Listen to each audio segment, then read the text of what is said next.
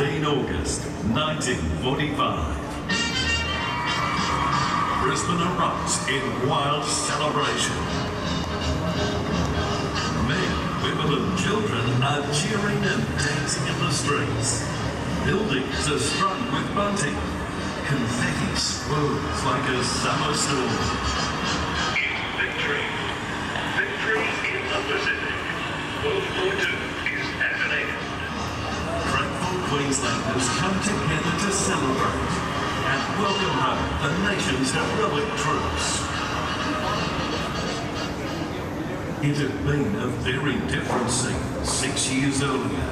A mere 20 years from the war to end all wars, Australians were once again called to arms. A brave generation stood tall. Shipping out to foreign lands, they stood shoulder to shoulder with their allies, united in the face of a destructive foe. But in 1941, when the first bombs fell on Pearl Harbor and Malaya was invaded, the threat to our freedom loomed closer to Australian shores. And when Singapore fell and bombers darkened Darwin's skies, our troops were called home to repel the enemy at our door. These are our darkest hours. As the invaders press relentlessly towards our shores, Queenslanders brace for attack. Air raid shelters are dug, windows blackened, and supplies rationed. Our valiant sailors and airmen, outnumbered but undaunted, patrol the Pacific. In the stifling jungles of Borneo and New Guinea, our courageous troops battle raiders and nature alike. 1942 brings a turning point. General MacArthur commands vast military forces from Brisbane's MacArthur Place.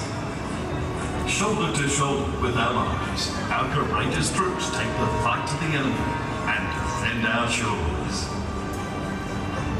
In the jungles, on the ocean, and in the air, countless feats of heroism and sacrifice begin to turn the tide of war.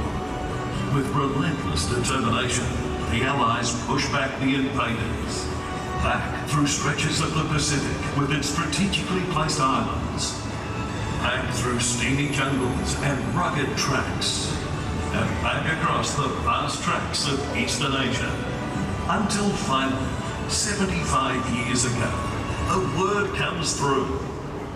Then is the day surrender. The last of our enemies is laid low. Peace has once again come. Let us thank God for this faithfulness and his mercy. Long live the King. The enemy has surrendered. It's victory. Victory in the Pacific. Queenslanders are overjoyed. Thousands flood Brisbane streets, ecstatic. Relief and jubilation overflows. Laughing, cheering, singing and dancing. They don paper hats, wave streamers and flags. Anything that can be made into confetti is put to that task. Banners are hung, and a string of lights is draped from the clock tower of City Hall. And as our victorious troops parade down Queen Street, some scramble up buildings, perching on shop walls to salute their comrades in arms as they march by. But beneath the parades and celebrations runs an undercurrent of sadness. For many of our brave servicemen and women did not return home. Our peace and freedom bought by their ultimate sacrifice. Others have returned broken, in body or in spirit. For them, a hard, long road to peace still stretches out ahead.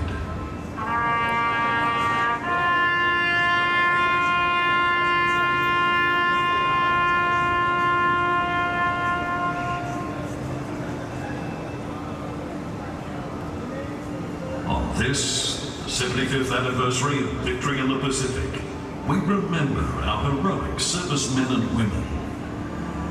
Those who returned and those who gave their lives to defend us.